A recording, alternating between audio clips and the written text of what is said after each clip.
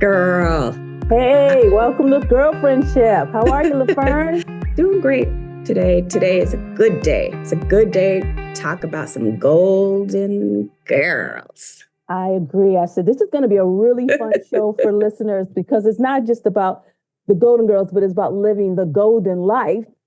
And that ideal has been trending all over through all age ranges because of the Golden Girls. It's all been inspired by them. And so that's what we're going to talk about and let people know what is really going on with this Golden Girls trend that's happening. And that's the great thing is it opens up a type of conversation like, how are you living your life? How are you living a golden life? How are you honoring yourself and your spirit and who you are? And if those of you who are a bit too young to remember the Golden Girls and we're going to give you a little refresher course. I mean, for starters, you can find the Golden Girls viewing anywhere. Almost every network is pretty much showing reruns of it. But one in particular, Hallmark Channel in the evening, about 11 p.m. into the wee hours of the morning, you can catch the ladies on and you can, get a little connection and understand the dynamic of these four crazy women in retirement. And they all live together. They're roommates. It was ideal. I mean, what I loved more than anything about the show was the theme song. If I didn't catch it at the beginning so I could sing Thank You for Being a Friend, and I would sing my heart out because I knew I could harmonize with that song. So I was like all up in that song. That's one of the best theme songs. So that's the one thing, when you guys watch this show, you will get, caught up in that theme song. Yes, definitely. And, I sing it to today. Like if I'm thinking of friends, I bust it out. Singing them before we started recording it. Also, each of the characters were so distinct. Yeah, because who knew a show about four women later in life decide to live together during their retirement years would turn into an overnight hit. And 3 decades later, people are still, I know some people like in their 30s and like, you know what show I like? I love to watch over and over. I'm like, wait, the Golden Girls. And I'm like, what? Yes. Like, what's up with these women? But they're timeless. Because every episode, it seemed like they reinvented themselves, even as actors, coming into that part. Yep. Wouldn't it be great to like surround yourself with people that want to seek change and... Mm-hmm. Because when you get a certain age, they think you're washed up. And these women were all of a certain age and they were working, still making a living and still being relevant in the entertainment industry. Let's give people a little backstory and introduction of these characters that are so loved by everyone. So the first two are Dorothy and Sophia, who were the mother-daughter duo. Their bickering back and forth was perfect.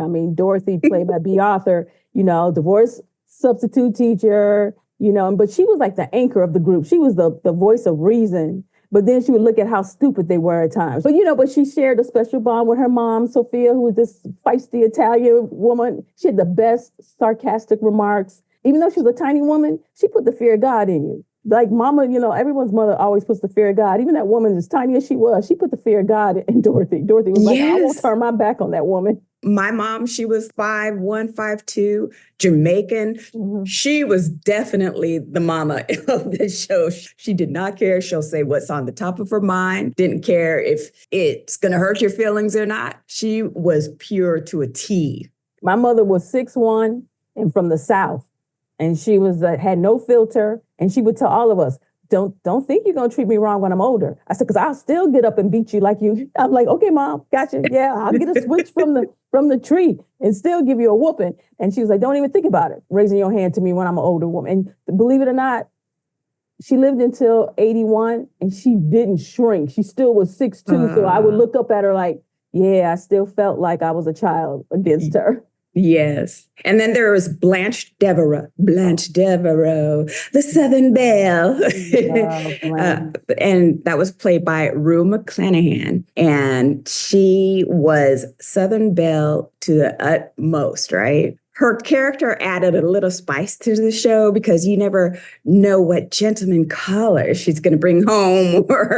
I think she was the inspiration for Samantha on Sex and the City because she oozed sex appeal. She acted like, I know I'm still vivacious and men want me. When she walked in the room, she always assumed all the men were looking at her. Yes. And that's, I mean, the woman had confidence and she, beyond belief, but it gave her a youthful charm about her. And that's what I really like. Rue McClanahan played that role to the fullest. I loved her no one else could have played that role. And then there was Rose Nyland too. She represents innocent and naivete, right? She was Rose, played by the wonderful Betty White. Yes. That character was hilarious. Oh my God, especially when she talked about St. Olaf, her hometown. I remember this town in St. Olaf, and I'm just like, oh no, not again. Another story. And she never ran out. And in one episode, she was mistakenly believes that the backseat bingo is a popular game played in the car. And see, that's how dingy she was. I was funny. Like, what? And only Betty White could pull it up. And there was a funny thing about it, Betty White in real life was so opposite. Yes. She was more of a Blanche. Yes. She was more of a Blanche Devereaux in real life. So I guess she picked Rose because she didn't want to play the type herself. Right. And the sitcom, I'm like, I would have never thought of Betty White being very Blanche. I just thought she was just as cute and sweet. I was like, oh no. She's like, oh no, do not. But their relationships together it was perfectly woven. And that goes, I think, with, the writers and how the show was presented, right? So each of the characters, it wasn't like one main star. They were an ensemble, and they loved each other. It was a beautiful balance. It was a beautiful balance between them. It was like a dance. They all got the rhythm. They all had that rhythm, and no one could break that rhythm between the four of them. I think, and that's why I think why the show is still popular, because of the chemistry they had. The jokes are still very relevant. You can still laugh at them. That's why I think it's still surviving in syndication and streaming platforms. And you can catch it on Hulu. You could definitely catch it on Hulu. I mean, you could catch it anywhere, really. I mean, everyone's got a piece of Golden Girls, and repeating them and getting that syndication money. Definitely. You have Hulu, right? I know you have Max. I have Hallmark. I watch it every evening, but but thinking about these four women, who do you identify with most? Oh, I was thinking about that, and there's not just one. Like Rose, Nyland, I'm mixing up the names now. Rose, I grew up where I didn't know a lot of phrases and things so I'm like asking my husband, what does that mean? He tells me, I'm like, oh man, I didn't know that. Right. So some things like that. But Blanche, like all of them, really, there's you can find yourself, I think, in each of the characters. What about yourself? I'm definitely Dorothy because I'm level-headed and focused. But then my Blanche was a late bloomer. So I'm kind of now have a little bit of a Blanche and sassiness. And then because I'm so goofy, I can be a dingbat. I can be Rose anytime, Yeah. I can be dingy sometimes, but Sophia, no, I can never. I don't have that sarcasm. That's the one thing I didn't get from my mother. But I mean, there are times where I say stuff that people think is really funny and hilarious. And I'm like, that wasn't funny. That was just being me. I think that's when I'm channeling my mother. But that doesn't come very often. That's like just a moment, a miracle moment. But I wish I could be like Sophia, though. That woman was just so cool. Yeah. I would have to think up things beforehand to say, so I could be like, especially like when some people dog you out. I personally feel like I don't know when people are dogging me out sometimes. And I think that's maybe a good thing because I don't take it personal. Right. I'm like, well. But then later on when I'm thinking, I was like, wait a second. Let's talk about considering if we would ever like living like the characters of the Golden Girls, because it has become a big trend right now. And so there are certain reasons why, women and men are starting to decide on taking housemates. And, and a lot of them is because kids have grown up, they've gone off to school, or, empty nester, or maybe your significant other has passed on and they don't want to be alone. So then they kind of consider like, let's have a housemate. But there's so many reasons why you follow in the footsteps of the Golden Girls. One is a lot of people are looking to reinvent themselves later in life. Yep. So they want to surround themselves around people who or seeking change in their lives too. So they think sharing a home with somebody with like-minded, ideas and stuff. And, and you're sharing financial expenses, you have the companionship, and then that emotional support. So one reason why to do the Golden Girl life is to reinvent yourself. Also, enjoying time together. Nowadays, a lot of it is online. So to build your community, maybe someone likes cooking, or like you, Patricia, you're like a foodie, and getting exercise with someone, just you having that type of companionship. I think it would be great to like live in a compound in a good way, a compound with your family around you, and you can see them when you want to. And I agree. I mean, and if you're not ready for assisted living or moving in with your children, I mean, shared living is not a retirement home. It's just that you're sharing, an apartment or a condo with people, and you just, it's a situation where you can open the doors and allow to take in someone else and have like-minded ideas and more, go on adventures with them. You still kind of have maybe a little singleness in your life, like Blanche was. Blanche was like, I'm still single and I can mingle, and she wasn't stopping until she was putting it to the ground. And that's what I like. That's what I liked about it. And so I think it's a great thing about doing the whole shared living, situation before you think about doing retirement home or assisted living. Yeah. And nowadays there's like, people are putting like a modern twist to shared living and retirement, or just being around community and family. We did find there was these 7 girlfriends, and they put a modern spin on it, living the golden life. They bought a mansion together, and they're going to retire together and die together, right? Remember that? Yeah, I thought the house was beautiful. It was like way out in the middle of nowhere. Was it in Japan or China? It was just like way out in the middle of nowhere, but it was just a beautiful house and very open space. And I'm like, yeah, I could live there to the day I live die. there. And they're young. That's what's so funny. It's like, well, what if y'all meet somebody? What if y'all just change y'all mind? I'm like, these girls are like, no, we are set. We staying here in China to the day we die. And I'm just like, okay. Yeah, that was inspiring. Well, I found another story to the thanks of our producer, Lauren. She found something on Facebook, and these women are totally inspired by Golden Girls. And this is what they said: forget hot girl summer. We're doing a Golden Girl summer. They said, we're finding a group of girlfriends and renting a beach house and wearing spectacular muumuus while solving all our problems with sassy one-liners and a late night cheesecake. Y'all gonna gain a whole lot of weight. You're gonna need the muumuus to cover up all that weight y'all gonna gain from the cheesecake. It is not low in calories. I just feel like that they've used the whole concept of Golden Girls, and they said that's going to be our summer thing. More women should embrace that. It's so fun. And, we could do it. We could do it. Some cheesecake. I'll help Cheesecake Factory stay in business. I'm like, yeah, let's go through all 50 flavors that they have. Let's go through them all. I'll do it. Send a new cheesecake every night. My friend Simone and her husband, they have a boy and a girl.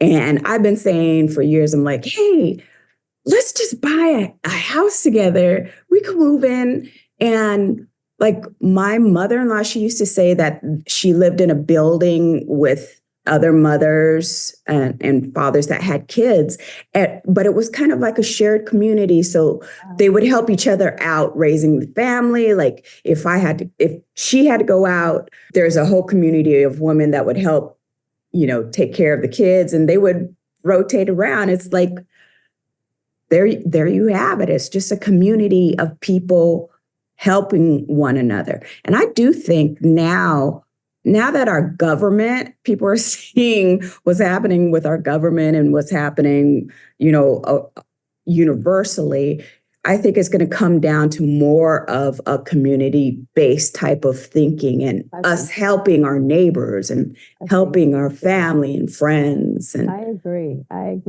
And the people that you can really trust, and you have a loyalty with them. And yeah, just being able to lean on your fellow man, bring back those old American morals and values that we were raised with. I would look forward for the day for that. That'd be great. And didn't Lauren have some goodies? Didn't you? Some Golden Girls. Some Golden Girl goodies. We know you're a fan. I do. I am. My friends and I are a fan. We've got all the ladies, the Hallmark special ornaments. I told you, Hallmark. I told you. Yep. All the ladies. Finally, Dorothy came out. She was the last one. But we love it. I mean, hi girls, what a great day. I feel so terrific. It's like life is a giant weenie roast and I'm the biggest weenie. See, I swear. That's funny. They each have a little set of sayings, but there you go. Yep. Yeah. Everybody's on the train. And look at Blanche's outfit. Is she like, how revealing is it? Because a little hat. Yes, blonde down. You have to have the hat. Mm-hmm. And then didn't you have a little? Yeah, there's these little books to give to a friend that says little sayings. Yeah. We got them all the rage. Yep, there was the pop-up restaurant last year, I believe, and so we got some of those to take with us. Yeah. Thanks, Lauren. Patricia, what was your favorite episode? There were too many because I had favorites of each one of them. But I remember the one when Sophia disappeared and they thought she was dead. She shows up and she's like, "Mom, where have you been?" And she was like, "I was going back to the old country." And and I was sitting there like, I always liked Sophia. See, Sophia was the funniest one to me. I always thought she was really just. I don't know. I just thought she was just so spicy to be the oldest. She had the most vigor and energy to me of all of them. Variety did an article on the 25 best episodes ranked. So they have, I'll just give you a couple. Let me go down to the top 5. So let's see. We have A Family Affair, season 2, episode 7. As mothers, of course, their children come to visit the house from time to time. In this episode, Dorothy's son and Rose's daughter come into town. And then, somehow they go into the bedrooms. And so there is this awkward sex conversation, a family affair. And then Mrs. George Devereaux. Oh, do you remember that? Blanche dreams she runs into her dead husband, George, at the bar and learns that he faked his own death. Oh. Remember that? It looks like Blanche is getting crazy.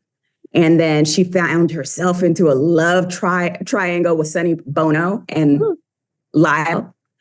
Let's see. And then last one, a UFO. Season 7, episode 25 and 26. One Flew Out of the Cuckoo's Nest, part 1 and 2, where when Blanche sets Dorothy up to take her uncle Lucas on a date so she can carry on with her own evening plans. And then the two wind up hatching a plan to fake their own relationship as a way to get revenge on Blanche. That was a good one. Oh my God. But yeah, check that out in Variety. They have the top episodes for that.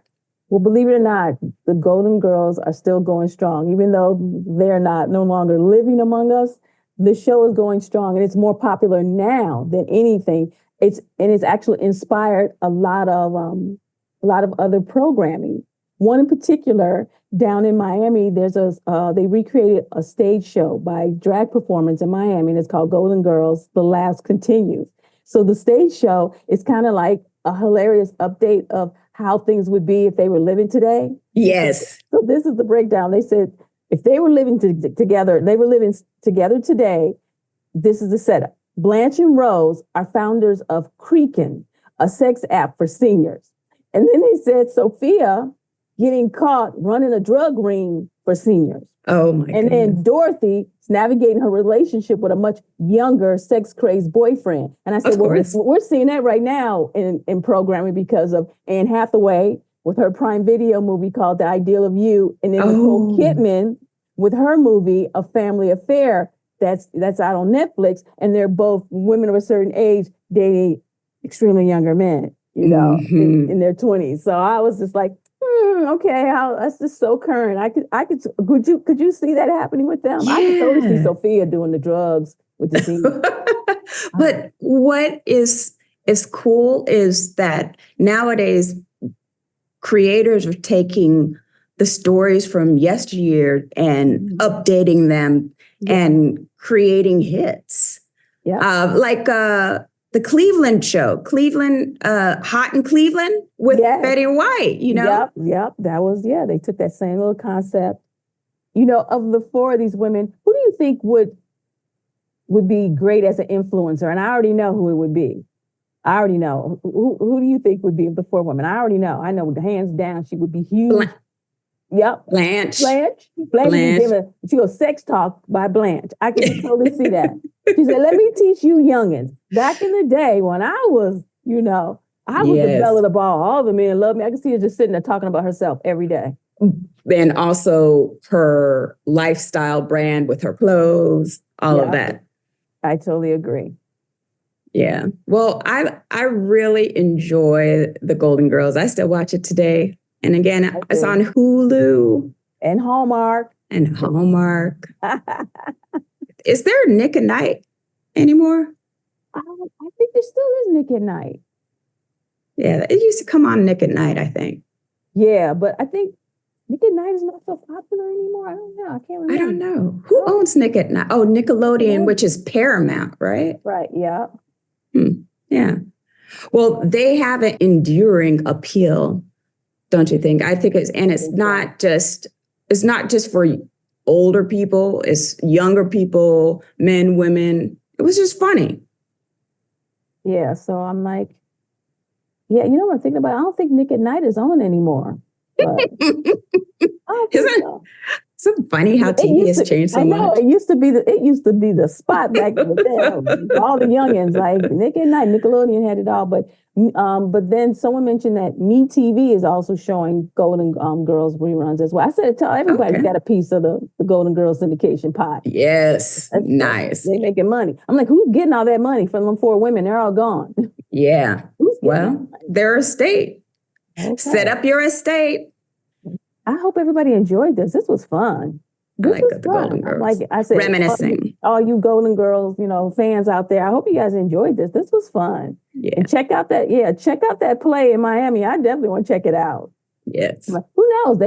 I wouldn't be surprised if they turn it into a made-for-TV movie or something like that. But then there's always my favorite song. Living Life Like It's Golden. Jill Scott. That's another song. That's another good song. Mm-hmm. Yeah, if y'all don't know it, get on YouTube, Google it, whatever you got to get, Spotify, wherever you can find music.